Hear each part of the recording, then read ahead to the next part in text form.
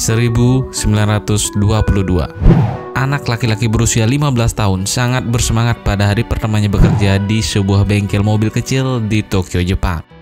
Namun, pemilik bengkel pada saat itu mempertanyakan kemampuan anak laki-laki itu dan akhirnya justru menugaskannya menjadi cleaning service untuk membersihkan bengkel dan juga menjaga anak dari pemilik bengkel tersebut. Pada saat itu, orang-orang di bengkel tidak ada yang berpikir dan mereka juga tidak peduli. Tetapi, siapa sangka, kurang lebih dalam 1 dekade sejak saat itu, anak tersebut menjadi seorang pengusaha otomotif yang memiliki pabrik besar dan bersaing dengan beberapa merek motor dan mobil terbesar di dunia. Soichiro Honda.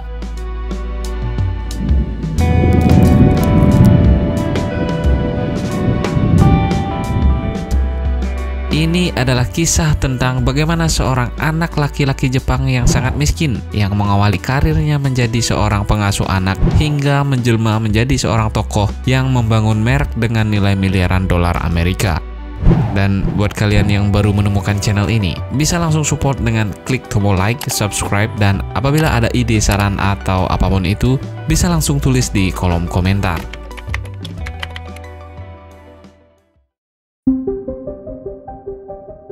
Cerita dimulai pada tanggal 17 November 1906 di sebuah desa kecil bernama Tenshiu, Shizuoka, tepat di kaki Gunung Fuji. Lahirlah seorang anak dari pasangan Gihei Honda dan istrinya Mika Honda. Ayah Soichiro adalah seorang pandai besi dan sekaligus menjadi montir sepeda, sedangkan ibunya adalah seorang penenun kain. Soichiro merupakan anak pertama dari 6 bersaudara. Keluarga Soichiro hidup dalam kesulitan ekonomi atau bisa dikatakan jauh dari kata layak. Dan bahkan Soichiro harus merelakan ditinggal 5 saudaranya karena masalah kesehatan. Dan saat umurnya 8 tahun, ia mendengar suara mesin bergerak yang dikendalikan oleh manusia. Dan momen itulah menjadi momen pertama kalinya ia melihat mobil dan menjadi momen paling berpengaruh dalam hidupnya. Ketika itu, saya lupa segalanya.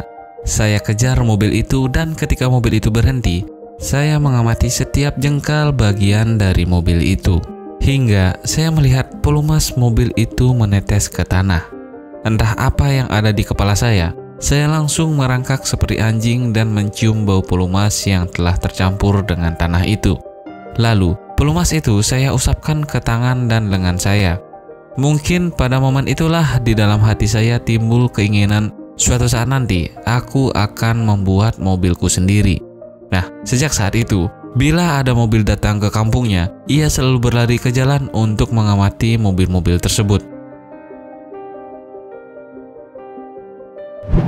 Namun, berbanding terbalik dengan pendidikannya, ia tidak begitu suka bersekolah. Sewaktu masih belajar di sekolah, prestasi Soichiro cenderung rendah. Ia mengaku ulangan-ulangannya sangat buruk, dan ia juga mengatakan tidak suka membaca. Ia lebih suka belajar praktik langsung dibandingkan hanya sekedar membaca teori. Ia pernah berkata, "Nilai saya jelek di sekolah, tetapi saya tidak bersedih karena dunia saya adalah seputar mesin, motor, dan sepeda." Sebagian besar masa kecilnya ia habiskan untuk belajar dan bekerja di bengkel sepeda milik ayahnya. Di sana, ia mulai mengasah kemampuannya di bidang mekanik. Selain sepeda dan mobil, ia juga sering memperhatikan cara kerja mesin yang ada di sekitarnya, misalnya seperti mesin-mesin yang digunakan untuk berkebun dan sebagainya. Ia menunjukkan rasa ingin tahu yang sangat tinggi di bidang mesin. Hingga pada suatu hari, ia melihat lowongan pekerjaan sebagai montir di sebuah majalah. Tanpa berpikir panjang, ia langsung mengajukan lamaran dan kabar baiknya, ia diterima di sebuah bengkel mobil bernama Arsukoi yang terletak di Tokyo. Dengan umur yang cukup muda, yaitu 15 tahun, ia meninggalkan keluarga dan desa kecilnya untuk memulai karirnya di kota Tokyo.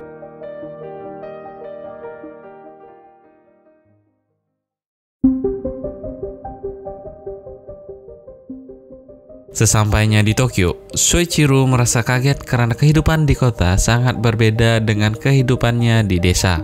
Dan di hari pertamanya, Soichiro sangat bersemangat dan antusias untuk memulai pekerjaannya sebagai montir. Namun sayangnya, sesampainya di bengkel Art Shokai, pemilik bengkel kala itu, Yuzo Sakakibara, justru meragukannya dan akhirnya menyuruhnya bekerja sebagai cleaning service dan sebagai penjaga anak pemilik bengkel tersebut. Seketika, ia kecewa dan setelah beberapa bulan bekerja pun, ia tidak memiliki cukup uang untuk hidup di kota.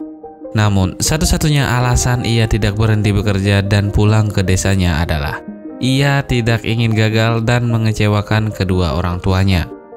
Dengan tekad dan haus akan pengetahuan di bidang mesin, selama menjadi cleaning service di sana, ia terus belajar, mengamati, dan mengasah kemampuannya.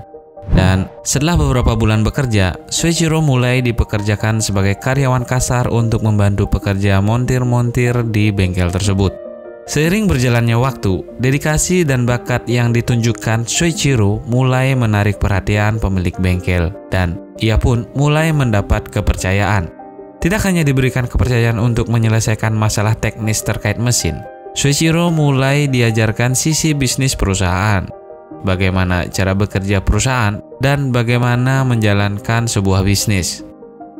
Singkat cerita, 6 tahun berselang, tepatnya tahun 1928 saat ia berusia 21 tahun, perusahaannya membuka cabang di Hamamatsu, yang merupakan kota kelahiran Soichiro, dan ia pun ditunjuk sebagai kepala bengkel.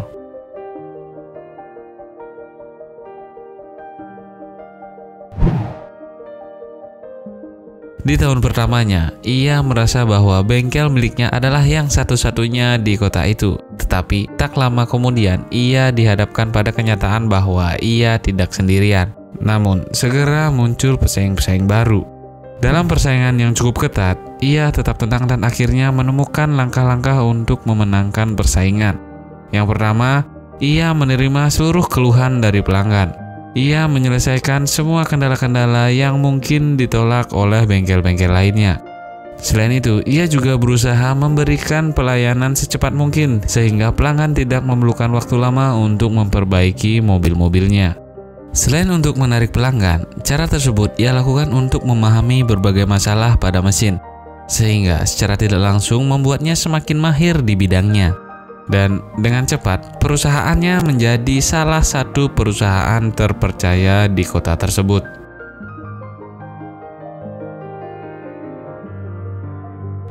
Tidak berhenti sampai di sana. Pada masa itu, saat jari-jari atau velg roda mobil masih menggunakan kayu, ia memperkenalkan karya pertamanya, yaitu velg berbahan logam yang membuat laju mobil lebih stabil dan memiliki ketahanan lebih kuat. Tidak disangka, respon pasar luar biasa. Produknya laku keras dan hingga diekspor ke seluruh dunia. Dan produknya ini menjadi hak paten pertamanya di usia yang ke-30 tahun.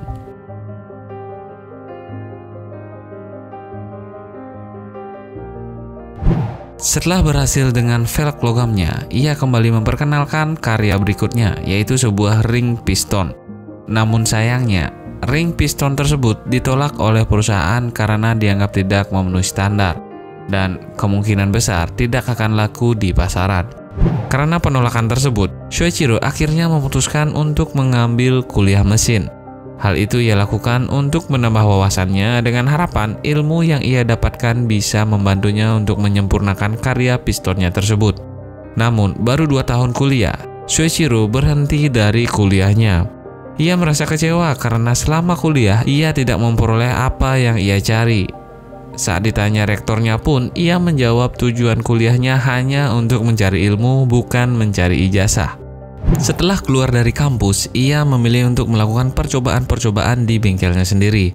Dan setelah melalui serangkaian trial and error, pihak perusahaan akhirnya menyukai karyanya dan memberikannya kontrak, di mana dana tersebut akan ia gunakan untuk membangun pabrik sehingga ia bisa memproduksi karya-karyanya secara massal. Namun sayangnya, saat pabriknya mulai berjalan, di waktu yang bersamaan Jepang tengah menghadapi perang yang merupakan rangkaian dari Perang Dunia Kedua. Dan malangnya, pabriknya terbakar sebanyak 2 kali hingga membawa Soichiro ke ambang kebangkrutan.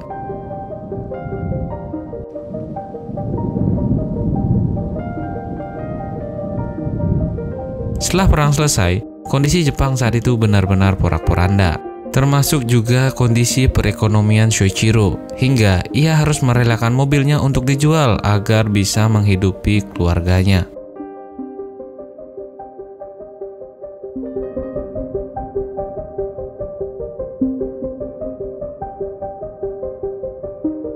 Di tengah keterbatasannya, Shoichiro tetap berusaha untuk berkarya. Dengan memanfaatkan puing-puing sisa perang, ia mencoba merakit sebuah mesin yang kemudian dipasangkan ke sebuah sepeda. Tidak disangka, karyanya tersebut banyak diminati oleh tetangganya. Setelah mengumpulkan cukup uang, pada tahun 1948, Shoichiro mendirikan sebuah perusahaan yang diberi nama Honda Motor Company. Dan melalui perusahaannya tersebut, ia terus mengembangkan karya-karyanya hingga melahirkan karya sepeda motor yang diberi nama Dream D.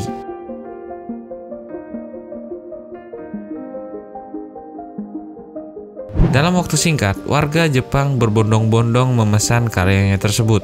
Hal ini dikarenakan harganya yang sangat murah, mengingat kondisi ekonomi Jepang pasca perang masih belum stabil dan kebutuhan akan kendaraan yang cukup tinggi. Inilah karya Shoichiro yang menjadi cikal bakal sepeda motor yang kita gunakan saat ini. Dan dalam beberapa dekade sejak saat itu, perusahaan Honda terus berkembang dan meluncurkan produk-produk motor dan mobil barunya, hingga saat ini membuatnya menjadi salah satu perusahaan otomotif terbesar di dunia.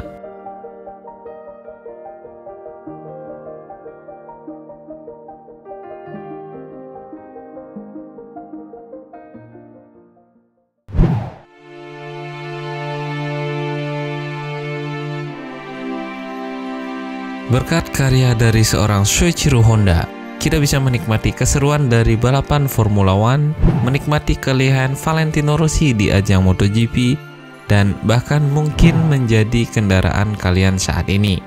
Yang jelas, karya-karyanya telah memberikan banyak kemudahan untuk kehidupan kita. Sepanjang hidupnya, ia terus berusaha untuk selalu berkarya. Dan hingga akhir hidupnya, ia telah memegang hak paten lebih dari 100 penemuan. Seluruh pencapaiannya ia raih dari kumpulan kegagalan yang ia sempurnakan. Dan dalam sebuah wawancara ia pernah berkata, "Jika berkaca pada apa yang telah aku kerjakan, aku merasa bahwa aku hanya melakukan kesalahan besar dan kelalaian serius. Tetapi aku bangga dengan pencapaianku." Sekian video kali ini, teruslah mencari makna, selalu bermakna untuk semua. Salam makna kita.